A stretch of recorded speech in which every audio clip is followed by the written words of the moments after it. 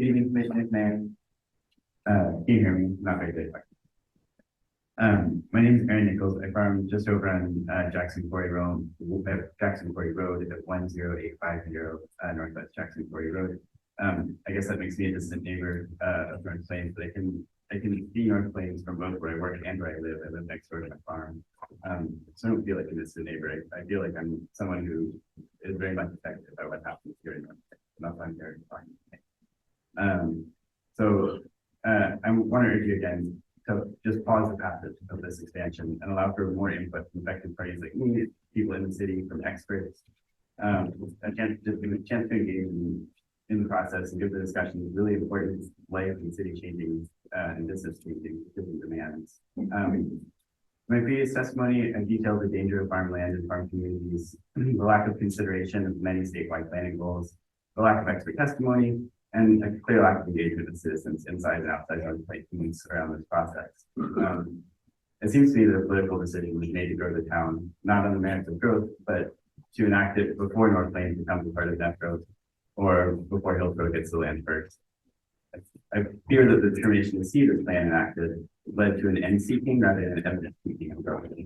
Plans were written in essence marshal not on their own merits, but to support this kind of predetermined outcome. And worse, I think this approach led to kind of a disengaged process that lacked interest in public input and kind of feared expert testimony that might cast doubt on an overly ambitious and unreally evidence expansion. I still think that likely this plan will fail to make it through the regulatory and political hurdles ahead of it due to the lack of substantive and legal evidence and its particular failures around the public process. Some of the testimony tonight convincingly, to me at least, argues that even should the plan go through, I don't think the city has the infrastructure ability to expand on a lot of the industrial and commercial lands, and certainly no one's shown the demand for the hundreds of acres in North Plains for non-agricultural job creating industries. But the legality and technical issues aren't the main issues before you tonight. The City Commission isn't reported, and you're not expected to parse the laws and planning here. You are expected to fairly represent the constituents and make the final overall decision to protect the town.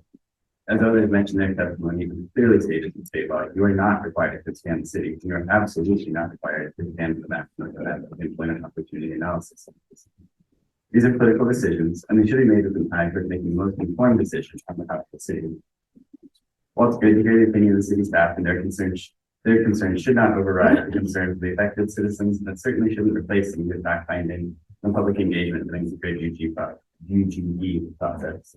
And while a grand bargain was made 10 years ago, they didn't have all the right answers then in their 2 days in the hotel room. And they didn't have the knowledge we have now about the disastrous loss of farmland in the last 10 years, that they didn't anticipate the many threats every legislative season to rural reserve lands that we have. They didn't know about the accelerating dangers of climate change 10 years ago that we know now.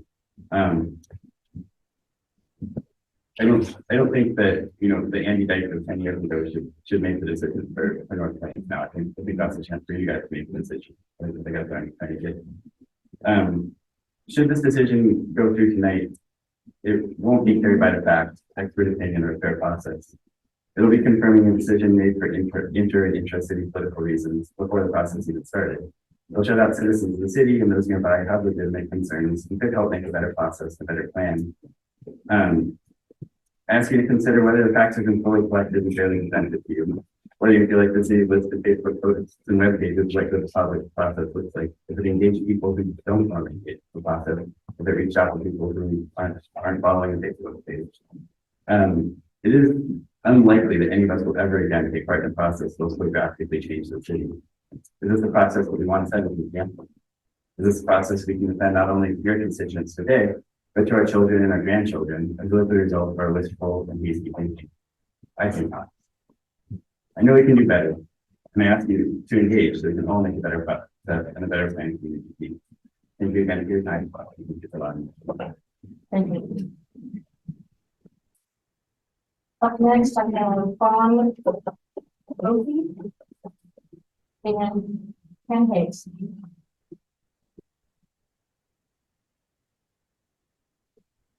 Did I pronounce your name correctly? Pretty close. Okay. My name is Fawn Hosey. My contact information has been submitted. My concerns today are for our sense of place and our future health. I live outside the city limits. North Plains has been my town for 30 years. It's where I see the vet and the auto mechanic. I stop at the bank and I grab good food from local purveyors. It's important to me that my town maintains its sensitivity, its charm, respect, and friendliness, values that the city would extend to residents and rural neighbors, farmers, and other business people, as well as wildlife, habitat, soils, and climate change issues, all critical to our survival. North Plains is fortunate to have important wildlife habitat. Have inventories been conducted and protection plans adopted? Likewise, prime farmland has its highest and best use. As soils in the farmland expansion area has been evaluated for an array of possible farming uses and considered for protection. Farming is a business. As our population grows, where will farmers grow? There's no more class prime farmland as we destroy it. A small footnote to the discussion of Washington County's 2014 UGB proposal. Actually, a proposal was earlier than that, but in 2014, January, I believe, the Court of Appeals threw it back to the county, remanded, because, as the court said, they had used pseudo factors in determining the soils for rural reserve. Those pseudo factors involved irrigation. It wasn't about the soils maps. So the soils maps do need to be looked at. And in that process, the process became a political one because of the economic impact. The end result wasn't based on soils, except for the lands that were part of the lawsuit. Anyway, has local planning addressed climate change? Vitally important. Yet this proposal would destroy farmland and drastically reduce carbon sequestration, while sprawling development would significantly increase carbon emissions. Two strikes against us. How would you mitigate that? I'm concerned that the UGB expansion seems room for unneeded low-tax industries and inappropriately high-cost housing, both sprawling across farmland with a byproduct of disrespect, insensitivity for the land, the environment, the hardworking neighbors in and around town. Equally worrisome, my town seems at risk of destroying its neighborly relationships surrounding beauty and our future prosperity. But growth doesn't require becoming larger. The St. Paul is one example of that. Growth can also come from slow and sensitive listening, learning, analyzing, maturing, getting taller, inspiring creativity. It's worth it to make careful decisions for future centuries, not just decades. Please protect farmland and the need for farmers to grow their businesses and protect my friendly small town. Thank you. 10 Hayes. And I have a accept in and Don Weather.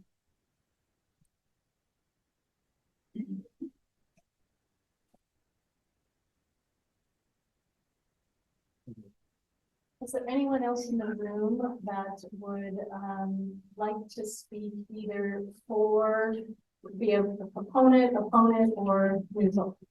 I'd just like to, Brad Taylor. Could you please come forward? Yeah. And make sure that you fill out a card before you leave. Yeah, well, yeah, Thank you. I don't have a whole lot to say other than I was a realtor 35 years. I went into real estate when I was 19, graduate from Portsmouth High School. And I've seen property values go up and I've seen them go down in these economies cycle and cycle. I've seen areas that have been drastically affected by things that people thought would be beneficial to them. You come in here and you put a big industrial plant in like that, and you think, oh boy, we're gonna have industry and all this growth. You know what? There's gonna be a lot of people that don't want to live out here because that's not what they're after. And so you could have property values actually going down. The name of the town could be synonymous with pollution and all of this other, chaos that's gonna ensue from it.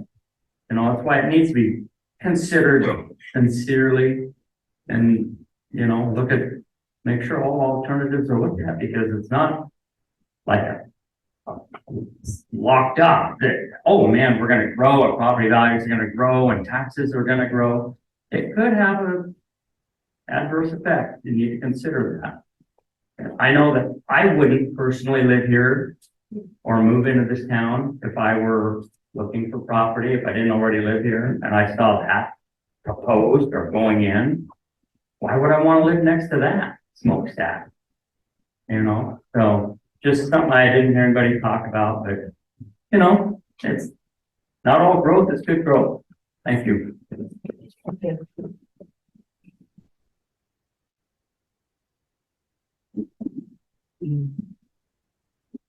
Hey, Madam Mayor, City Council.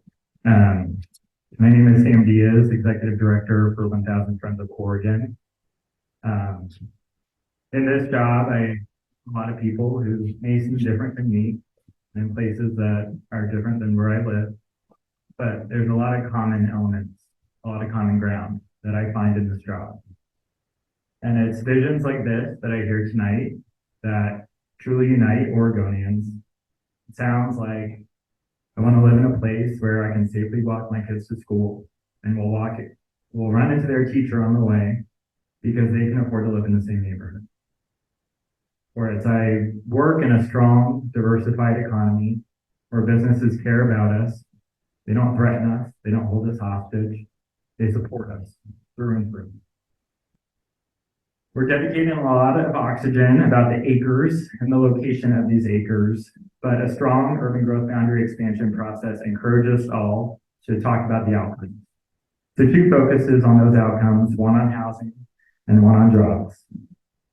Do we need to expand our UGB to meet our current and future housing needs with this action? If we do need to expand, do we have the right suite of policies to meet the identified needs? Without enforceable affordability measures included, the city runs the risk of meeting its goal 10 housing obligations and potentially HUD's affirmatively furthering fair housing rules. Do we need to expand our urban growth boundary to create a diversified economy of the future? Well, first, we need to identify the types of jobs and lifestyles of the people who will take those jobs. It seems like tech is a basket people are putting a lot of eggs in, so I'll spend a little time. The current CHIPS and Science Act proposals across the state, from Corvallis to Hillsborough to Beaverton to the Rogue Valley, maximize existing tech campuses. The League of Cities, Oregon Business Council, and Oregon Economic Development Association conducted a survey earlier this spring, finding that there are approximately 10,000 acres inside existing urban growth boundaries zoned industrial. Any tech in North Plains will most likely look like a distribution center and a data center, with large parking lots, idling trucks, and a few jobs for local residents. Once the city demonstrates that there are other high-quality jobs to be created that supports the need to expand, we must ask, does the industrial land have a safeguard in place to avoid an all-too-common trap? Think of the airport, or think of Jansen Beach, or an example much closer to here, the intersection of Brookwood and Huffman, also known as the Topgolf intersection. You see Topgolf, you see a strip mall with Verizon and Subway. That was all industrial land. The city didn't have a safeguard, an industrial sanctuary zoning, to really make sure that high quality jobs for the industrial sector would come in. My mom is a social worker. My dad was in law enforcement for over 20 years. I have great respect for everything you do for public service. My dad and his siblings worked in the orchards and the fields. and they instilled in me the importance of listening to the community and respecting the people who put food on our plates. So I thank everyone for coming here today. I thank you all for listening. There's a disturbing pattern for the budgets of our local governments. They're strained. In a year when we received news of the kicker being 5.6 billion, and local governments are strained to provide critical services, it seems like we need measures 5 and 50 reform. I've heard the importance of that reform from nearly every local elected official that we visited throughout the state. I hope we can work together on ways we can support local government. Expanding our urban growth boundaries while tempting, especially without safeguards for the residents or the city budget, is not going to solve the budget problem. It's going to add more to the expense column, not the one. Respectfully, I oppose this proposal. I oppose this proposal at this time. Thank you.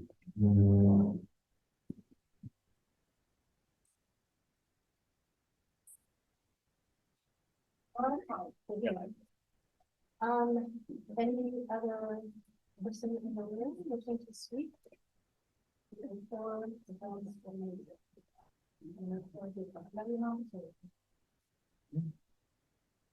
Can you tell if this one online? I don't know.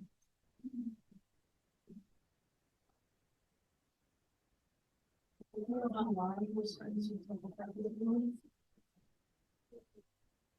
And so your raised hand feature.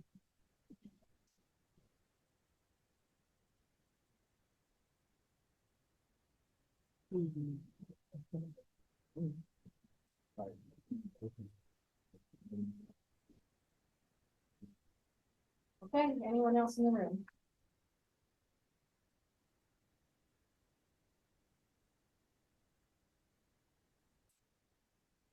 I'm going to turn this back over to staff for any final comments, please.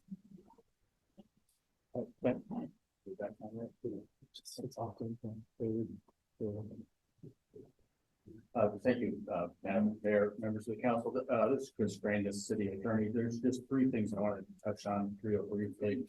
I heard several people say the city is not required to expand the UGB. Strictly speaking, Goal 9 expressly requires the city to quote, provide for at least an adequate supply of sites of suitable sizes, types, locations, and service levels for a variety of industrial and commercial uses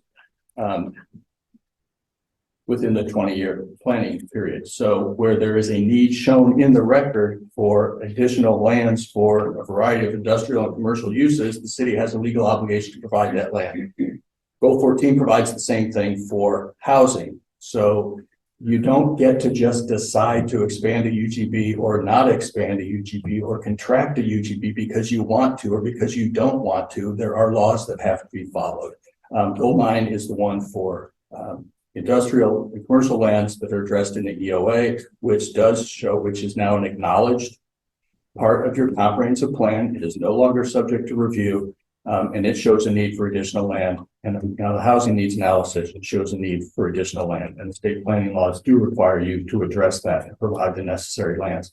It may be that St. Paul at some point shrank its UGB, presumably because it had a housing needs analysis or a economic opportunities analysis that showed they had excess land and could therefore contract it. But it has to be based on evidence in the record and the adopted policies in your comprehensive plan. You don't get to just make it up. With respect to the EOA, I heard a number of people challenge various conclusions in the economic opportunities analysis. Again, that was adopted last November. Those might have been useful arguments to hear back in November. That is now a final document and is no longer subject to review. And in fact, the city is required to rely on the adopted documents that are part of your comprehensive plan. So you simply can't ignore the conclusions in the economic opportunities analysis. And then the last thing I wanted to touch on was I heard it from a couple of people that there have been 10,000 acres around the state identified as available for industrial uses. But if you read the Semiconductor Task Force report that was the impetus, the catalyst for Senate Bill 4, it set out a list of criteria for sites that are more useful or more idea, so you're gonna look for to cite a fab plant or the constellation of industries that surround a fab plant. And these include things like proximity to a trained workforce. Not Medford and Redmond may have available industrial lands, but do they have a trained workforce? Access to international transportation facilities. This area is close to Portland International Airport, close to the Port of Portland, and close to multiple freeway interchanges. So you can get in your product in and out more quickly. Housing, availability of housing, and so on. So not all acres, industrial acres, are the same, are created equal. There are things that make certain industrial sites more attractive, more useful than others. And that semiconductor task force looked at the availability of industrial land around the state and concluded that there wasn't enough of the right kind of industrial land in the right places. So the fact that there might be 10,000 acres available around the state is probably something the governor is looking at right now, but it's not a relevant consideration for this UGB decision. Anybody else? Wait, micro. Yeah. We got some specific comments tonight about opposition to expanding the UGB south of the freeway and to, I believe, sub area 5B. And thank you for the comments. It wasn't an easy first choice process to look south of the freeway because that land is south of the freeway. It has its challenges and its issues. And the freeway long ago in a previous UGB expansion was a reason why expansion didn't occur south. But case law since, rules that have been changed since, the land south of the freeway is exception lands under Oregon land use law. And as exception lands, it is absolutely the first place a city has to look for UGB expansion before it looks at farmland.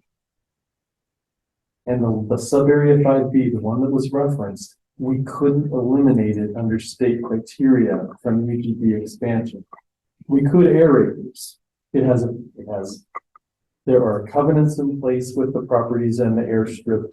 The air acres residential development likely won't redevelop. It's not considered future 20-year capacity for growth for the city.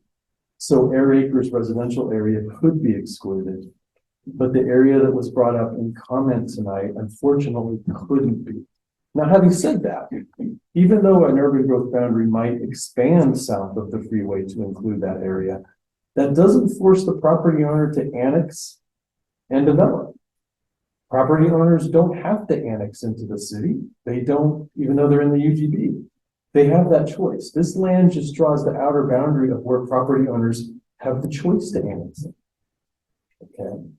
So I want to sympathize in part with, looking south of the freeway. It's not an easy thing, but we couldn't eliminate land south of the freeway, some of it. And so areas that were included, we heard opposition to tonight.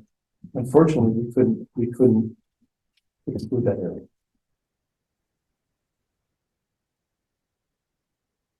Any other comments from staff? I just, one point, we have no planned semiconductor fab plant Oh, yeah. in the expansion areas. That's not anywhere in any report that we've produced. So I just want to make that clear and on the record.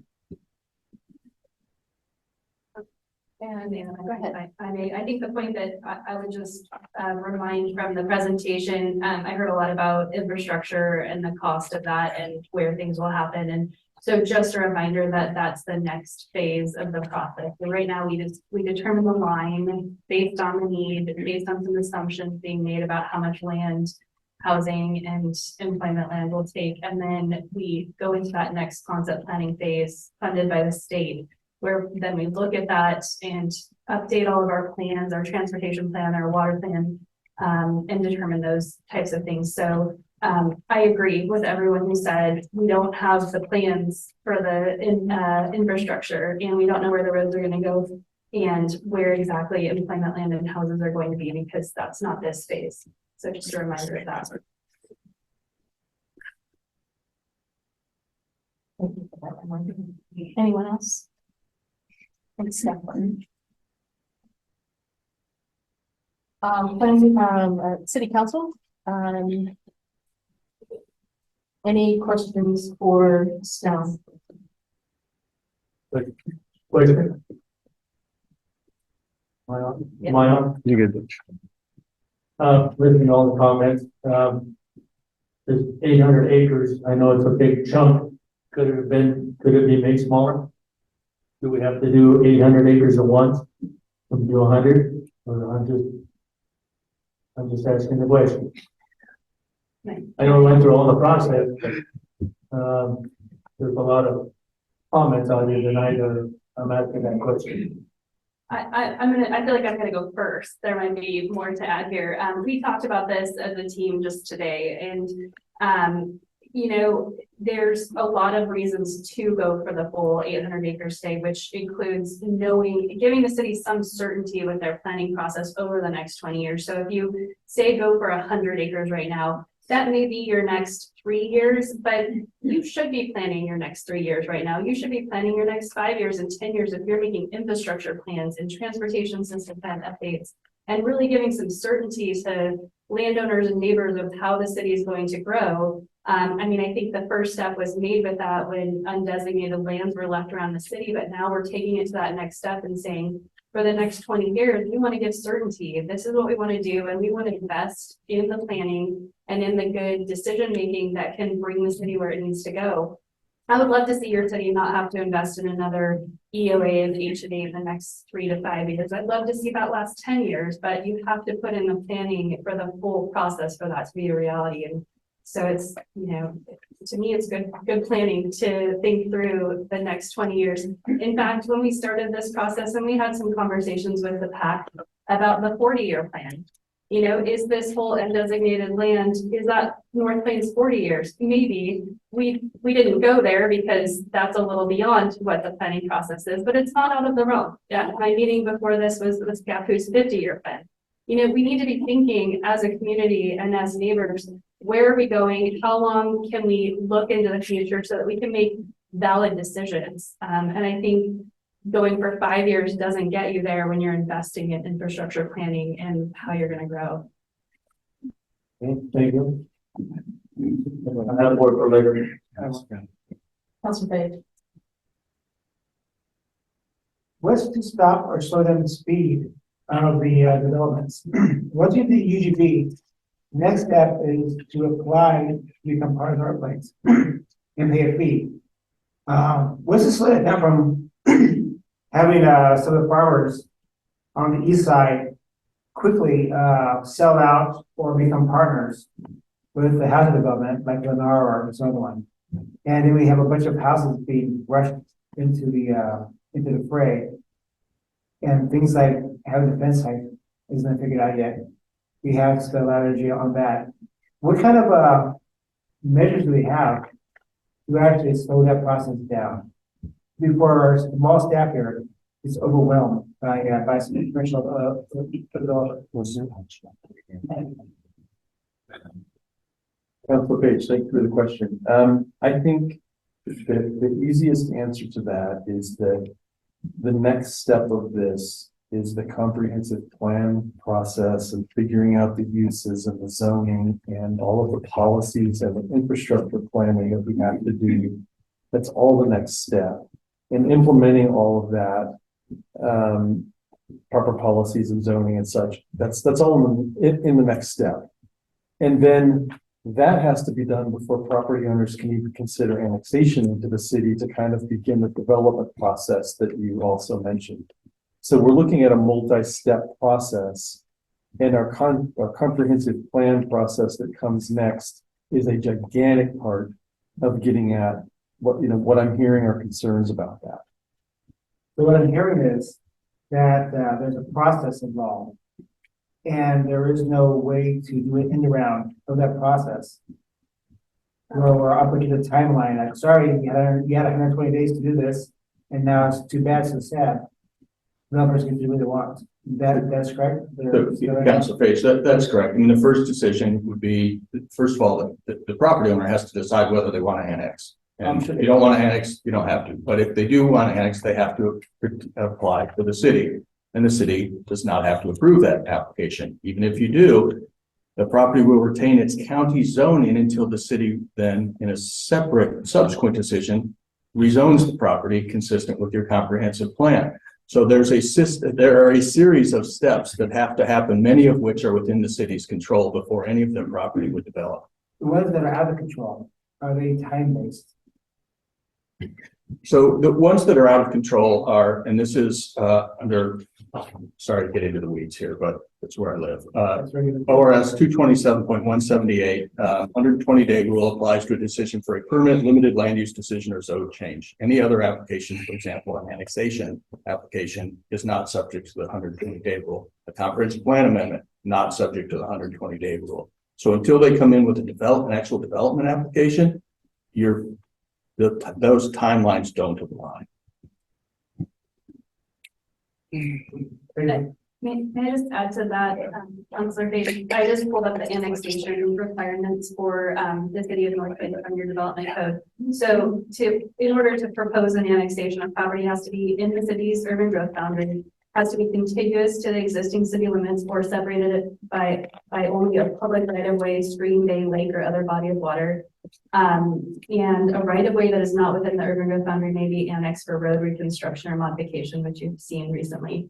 But the criteria include that the proposed site complies with the city's comprehensive plan and the designations thereon, and that an adequate level of urban services is available. So that means that nobody can apply for annexation until the concept planning process is done, because that's where we'll designate comprehensive plan designations for those lands. And then you can't just decide the upper northwest corner is my land, so I'm coming in. There's probably not an adequate level of urban services. So it forces a logical implementation of development of land, and by nature slows. Can I guarantee you it'll take the full 20 years? No, but we do have the annexation criteria. We are going to use our concept planning to designate which lands go where. Like you said, will all residential come in before employment? I don't know, but those lands will be designated, and if the areas for residential don't have the urban services, they'll have to wait or put in the urban services. Thank you.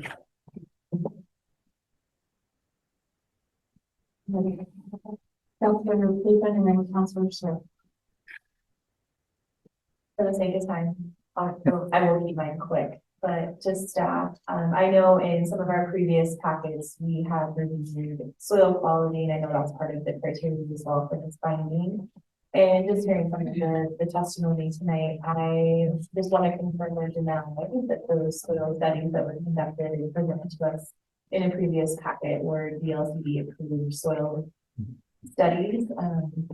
And this isn't, or is an independent study by the city? No, thank you for that question. The soils information that is in the UGB report does follow the state's process.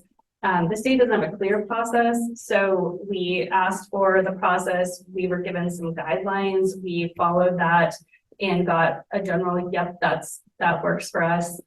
The other thing to keep in mind is that these are high quality soils. The issue here is that these were designated lands as undesignated. These are undesignated lands, in the grand bargain. And so that issue, I'm not saying that the soils were deeply looked at that point. I don't know. I wasn't part of that. But those areas are the only place we can look to expand. We don't have any option to look at less valuable soils. The city can only expand onto the areas that are undesignated, and they all happen to be, except maybe some of the exception lands, which we have to look at, high quality farmland. I'll make one more clear. None of this land is shovel ready, as far as I know. By the time you go through the permit process and everything, this could probably take years. And so, having 800 acres makes sense, because I would assume it would take 5-6 years before anything gets, even contractor comes in, before they even get set up and ready to go. That's my understanding. Thanks, Councilor Smith. There's one, I want to use that as well, also a way to follow up on an earlier question, and frankly Heather's response. The urban services, like sewer and water, for example, are not provided by the city, they're provided by others. We Like provide Water water. Commission or Clean Water Services. And if you bring in a 3-year supply of land, they're not going to invest in significant infrastructure because they don't know whether it's going to go any further than that. They're going to need to know that before they take on the expense of increasing pipe sizes, adding pump stations and so on, that there's a reasonable likelihood that there's going to be some build out over the next 10 to 20 years. Same thing with roads. I mean, as Heather mentioned, the infrastructure planning requires more certainty than a 3 to 5 year plan. Because none of this, as you pointed out, is shovel ready and won't be shovel ready until those infrastructure pieces are in places and we've done a comprehensive planning. So yes, it's likely to take a number of years, but what happens? Can you confirm what, regional partners that we have spoken with, that are aware of our future aspirations and what that looks like?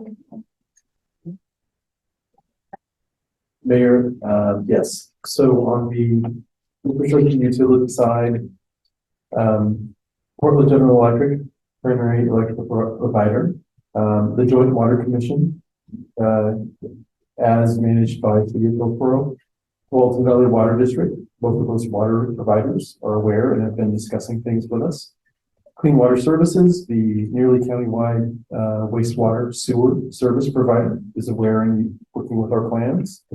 Washington County, State of Oregon, Department of Land Conservation and Development, and Business Oregon, Business Development, Industry Development Department. Metro, we've had conversations with Metro about our planning relative to where their UGB is and how we can work together on transportation. ODOT and the LCD are the source of the $230,000 grant we have for comprehensive planning. The City of Hillsborough, the West Side Economic Alliance. Our Senator Weber's office, representation that we have at the state, otherwise, just about any partner we could reach out to and work with on this. Greater Portland Inc. We've had conversations with and are working with on this. So we're far from alone. Everybody who, as Chris mentioned, anybody who would be looking at investing significantly in North Plains in terms of its infrastructure and utilities in particular is looking at us for going with a 20-year plan and a 20-year process here, because they have to have assurances that the long-term build out is being appropriately planned, but they want to be and they've committed to be part of it. And that's some of the letters we actually put into the record. Any other questions for staff during the public hearing?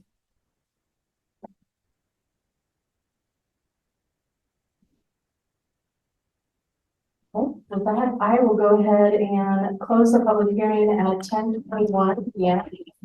And this time will be for comments from City Council before we make a decision. And I will start. I heard a few things this evening that made me pause. I've read testimony. I've read all the testimony. And I think it's important to understand our past. I think it's important to understand where we came from in order to understand how we're going to move forward. And I moved here 17 years ago. My husband's been here over 25. He's retired law enforcement. And he took up becoming a realtor as a hobby. The only property I own in North Plains is where my house sits on, the 7,500 square feet, where my 1,700 square foot home sits on. So I wanted that to be disclosed because I don't want you to feel like, because there was a comment tonight about people on this committee and people on other committees being, realtors and landowners and all that kind of stuff. So all you in this room own a hell of a lot more land than I do. Many of you, not all of you, but many of you. But I think it's important to understand again where we came from and where we're going. And when I moved here, I became immediately involved in the community with the Walking Trail Committee, the Vision Committee. My neighbors talked me into getting on city council. And I want to applaud a lot of our community leaders over the years and the volunteers over the years and the business owners and the staff over the years and the neighbors and the time and effort that they have put in to create this vision statement. This vision statement was created it was created in 2015, but it was started before 2015. And the residents that came together to put this together are still in this community. Many of them are still in this community, and so are the business owners in this community. And they gave up their evenings and weekends to create this so that we could have a vision for our future. So we could plan and preserve that small town charm. When I moved here 17 years ago, the population was roughly 1,900. Today it's about 35. So in 17 years, we've just about doubled our population. It was a small town, had small town charm back then. When my husband lived here 25 plus years ago, he'd come home from work in the graveyard, get on his ATV and drive up and down North Avenue when it was a dirt road. So it was charming back then. It was charming 17 years ago, and it's still charming today. And I really feel like a lot of that comes from the volunteers who are on committees, who are on this council, and who have been on councils over the years. I'm on 2 boards and about 3 committees. You want to look at my calendar? I don't know why my husband's still married to me, but he's, I don't know. I give more of my time and my personal time for this community than any person up here on this dais. I'm not looking for accolades. I'm not looking for, kudos or a pat on the back or anything like that. I'm telling you this because there are people in this community that have vision for this community, not just for next week, but 10 years from now, and 20 years from now, and 40 years from now. And do we need to incorporate and have all of you in the room and have this conversation about what that's going to look like? Yeah, we do. Okay. Could we do better? Yes, everyone could do better, and we can do better too.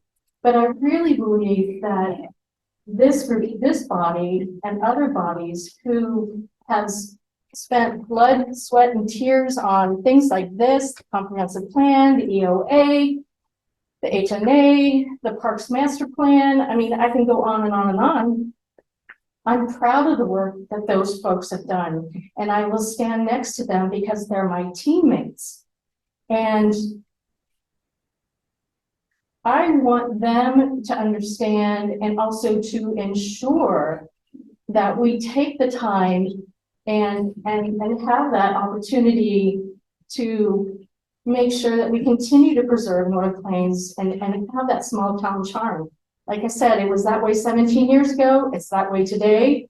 And if the values of the leaders of this community value that small town charm, it will become an environment, it will become a culture, and it will become something that will do everything that we can in our personal being to sustain that. And I feel really passionate about that. And, I'll be happy to sit down with any of you anytime over coffee and to talk to you and to figure out how other ways that I can bring these to the table to have these conversations. But why aren't these people, I know Councilor Sheldon, is very passionate about his constituents, as I am, as everybody else is up here in this dais. And a lot of our constituents know what we're doing. They call me, they call us, they come to our houses. We see them at chili cook-off.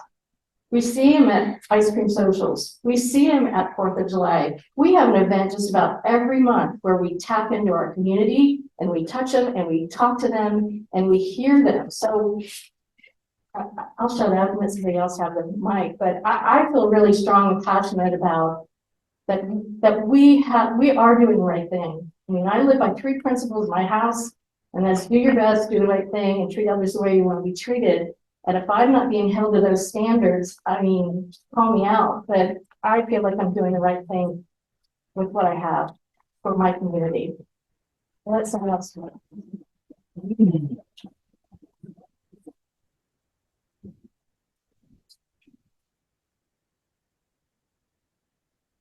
A lot of talks about the rural community and how we have space. And you're the neighbors and just be small, right? When I came here in North Plains, that's how I took the place. Very small.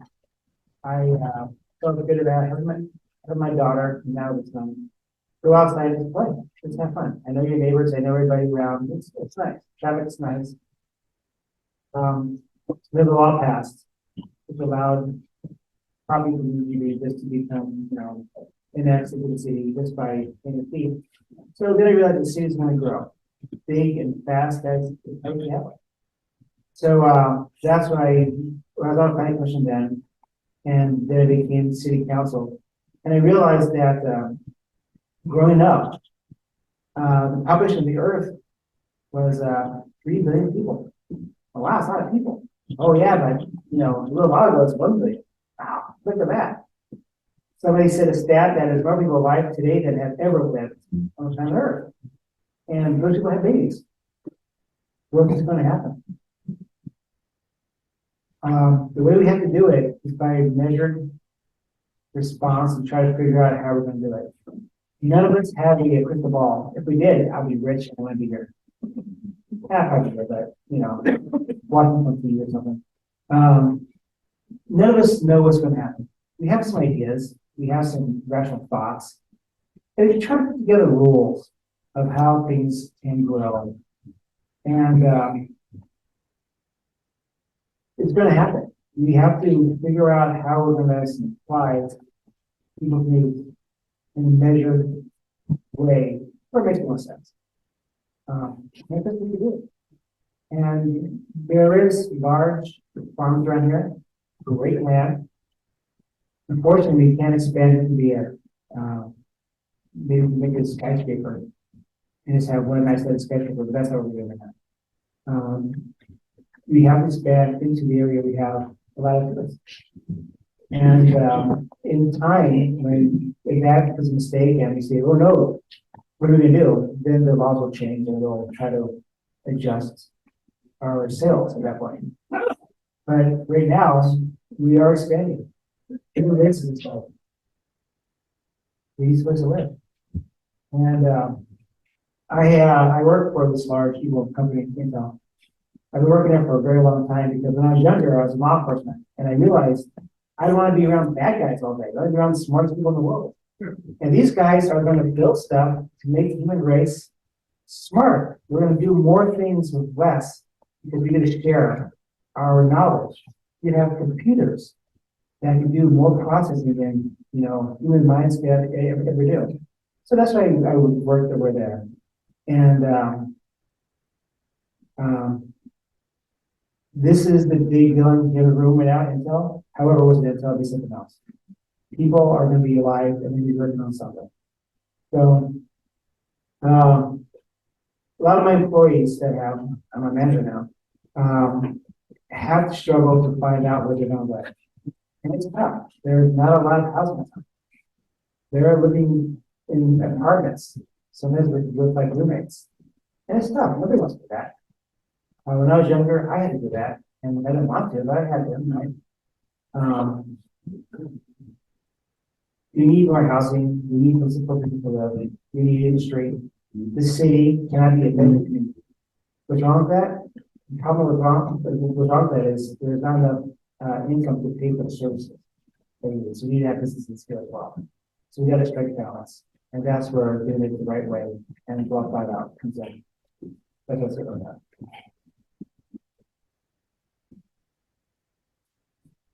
Anyone else? Counselor Sheldon? Yeah, I've got a few comments. I think about a number of things that I heard tonight.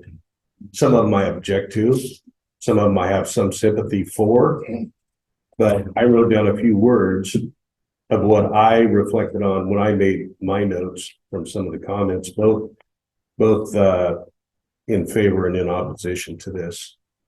And I think about the words misinformation. There's a fair amount of misinformation out there. Speculation, definitely at the forefront. There's a whole lot of speculation about things that aren't going on. So somebody needs to check their facts. Desired outcomes. Yeah, I think we have been very intentional. We've been very deliberate. We have been very calculated because we followed a process that's set up before us, that it's prescribed. I think this is congruent with the real spirit of Senate Bill 100, going way back to 1973. But we still going to be deciding something locally. It's not entirely out of our hands. I mean, this is our community. You may be our neighbors, but you may not be my constituent. I don't know that I represent you. I represent the people. My duty is to the people of North Plains, not Washington County, not the state of Oregon, not the state of Illinois or anywhere else. It's right here in this community.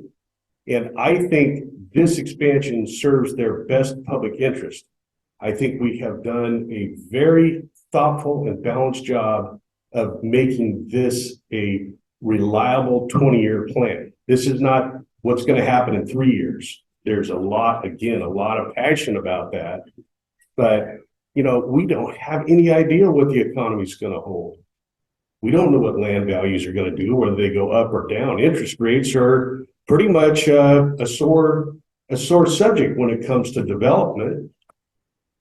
Borrowing money is a major barrier to making improvements. But I am resolute in my belief about this expansion. And I'm not a politician. I'm a decision maker. And that's what I'm doing tonight. And I support this. Counselor Pugh?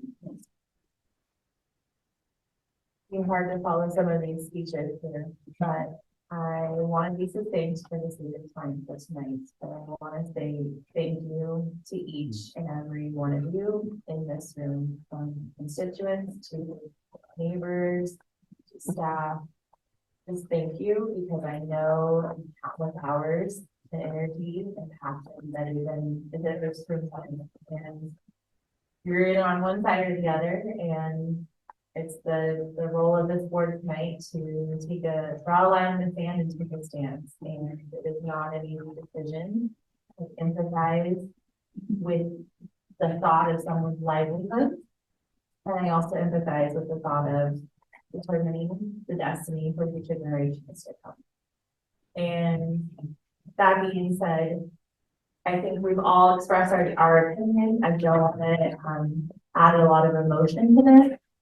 But I do want to make a data-driven decision. And this is something that, as a body, we have spent hours and hours and hours upon. And I think about the beauty of democracy, that if the board, the council decides to expand the UGB tonight, that there is still power within that democracy. The landowners can still make the decision if they would like to sell, or if they want to continue on the farming legacy for many generations to come. That is the beauty of the country we live in. But I really want to say thank you again to everyone here for coming tonight, for all the meetings, all the testimony, and I will pass it on over to the next counselor. So thank you. Counselor Smith? I'm not sure what I can add, but I'd like to, I did write some comments down, but I'd like to commend the city staff and the mayor for doing a fantastic job putting this together from 490 and explaining everything. Along with the mayor, not the mayor, but the city lawyer. I think it's been really quite And kudos to for what she's done. But, a couple of things I guess I don't understand is we're calling the farmers who want to sell our land greedy farmers. And at the same time, the farmers want to expand. Well, they can always buy from these greedy farmers if they want to expand to. Second, another comment was made, our property taxes are low. Raise them. But then another comment, affordable housing. That you can't do both. Another thing was, we are greedy and corrupt, doing backroom deals. I don't see anybody here being the mafia or doing corrupt deals. None of us are big landowners or developers. All we put our time in. I'm retired. This is what I gotta do during my retirement. My wife, on the North Plains Event Association, and I hate to tell you how many hours she spends on the computer putting things together as a volunteer coordinator, trying to get volunteers to do different things.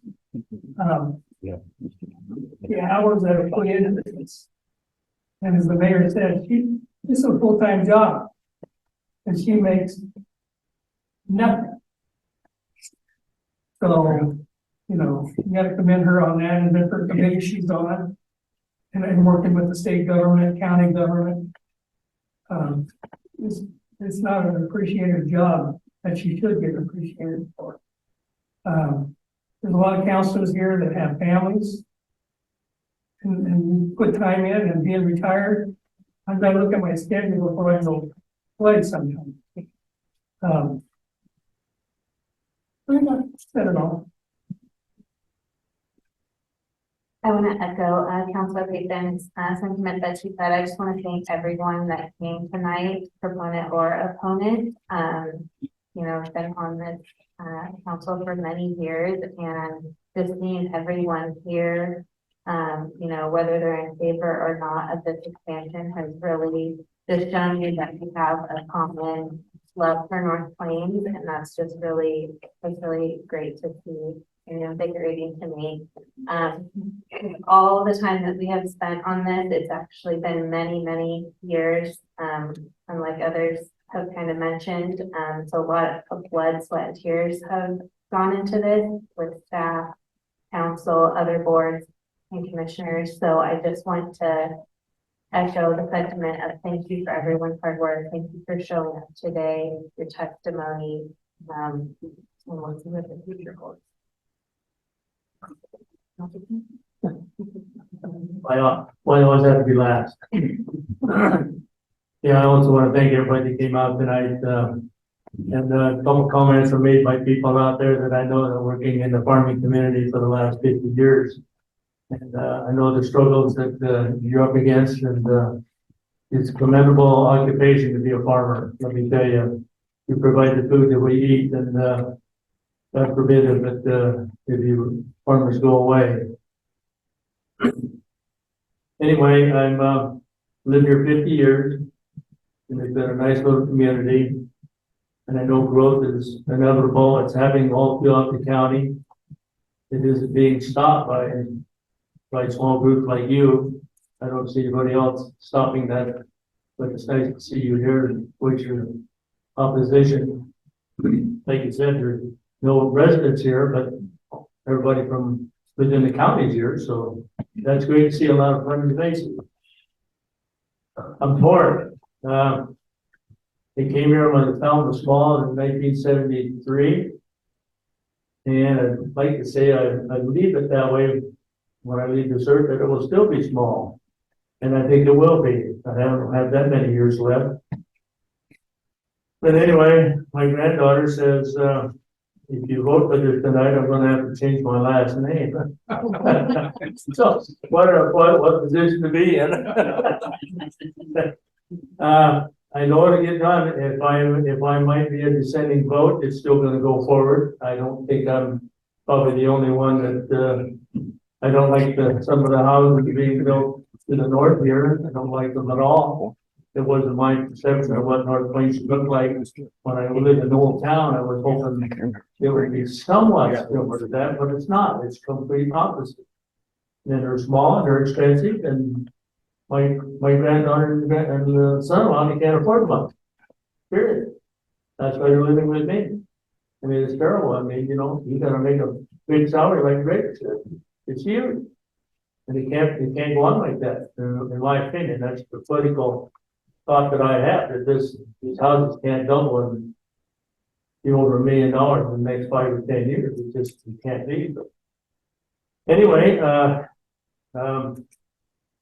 had the only comment that, I like potato chips, and you can eat those, but you can't eat potato chips. Anyway, that was my lingo years ago at Joe Cameron Tea Company when I had to give speeches for those guys, you know. And Intel scared me, but that's it is. If we're here, we can't move. Where are you gonna go? Everybody here's not, there's no house for sale because you can't afford not to move. It's scary. I'm not trying to paint a negative picture, Mayor, but, you know, like everybody here that's on this board, I wouldn't be here if I didn't. I've been here for many years to just walk away. I'm not gonna do that. I can work with anybody. But I do have that thing in my heart that says, what's the right thing to do? And when I see these faces, when people are all living within the county and there's not a resident here at North Plains tonight, I want to do the right thing. So I am probably gonna be a dissenting vote, but I will work with this community, this council. I will not quit. I will stay here, and I hope that we can build smaller houses for people. They don't need to build these big mansions anymore. We need to build smaller houses where people can afford them. In my opinion, I hope I can get some say so on that down the road when we do this planning. Will we not? Or do we gonna have to do the state gonna dictate all this? Councilor Kendall, we have many hours of planning ahead of us. Okay. So don't worry about that. Okay, I hope to live to see that, okay? All right. You'll be around. I think I've set it up, and I thank every one of you that's here tonight, and you put a lot of thought and effort into that. And I commend every one of you for being here tonight. Thank you so much.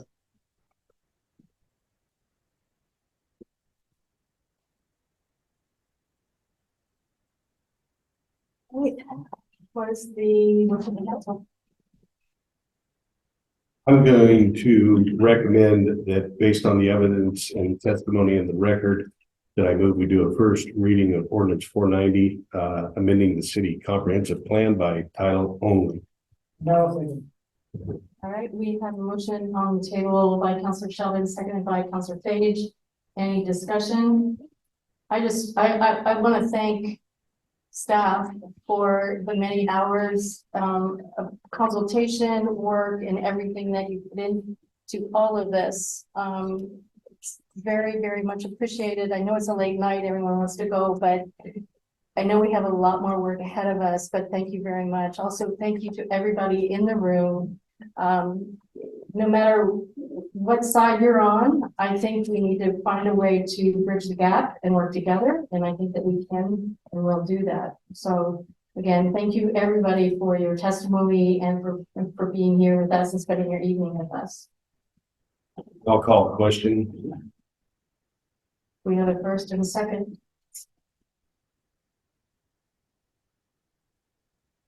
Hearing no more discussion, all those in favor say aye. Aye. Any opposed say nay. Hey, All right. Lori, do you need to? We should probably do it. Councilor Sheldon. Aye. Councilor Martinez. Councilor Schmidt. aye. Councilor Bateman. Aye. Councilor Page. Aye. Councilor Kendall. Nay. nay. I want to get it right. Thank you. And Mayor Lanahan. Aye. Thank you. Yeah, you bet. No problem. All right.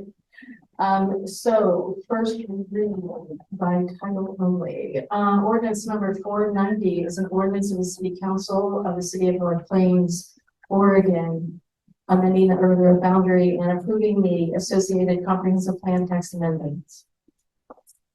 Now, may I have a motion to approve the first reading of ordinance number 490?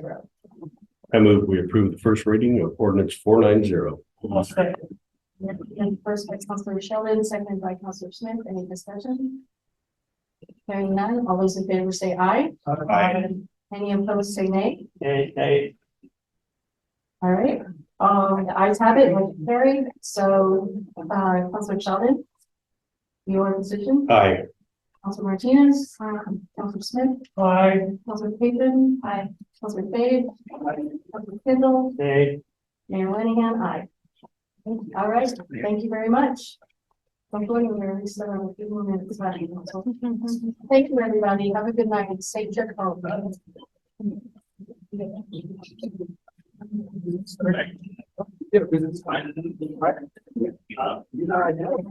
All right. Council, This is, no, I have nothing really to report, so.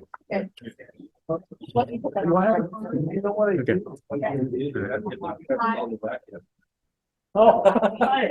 We're actually.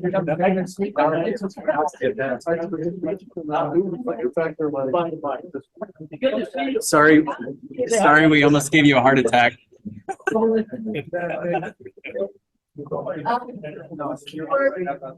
just gonna 4 minutes to wait. Yeah.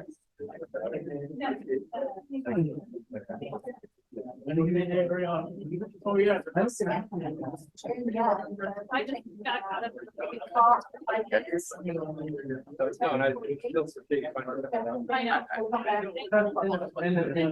I would just say, hey, folks, bang that gavel. Hey, folks, we're gonna try to finish up our meeting tonight, so if you need to conversate, do it outside, and we'll probably join you in a couple minutes. Thank you. Sounds like we're gonna break this. There we go. Yeah.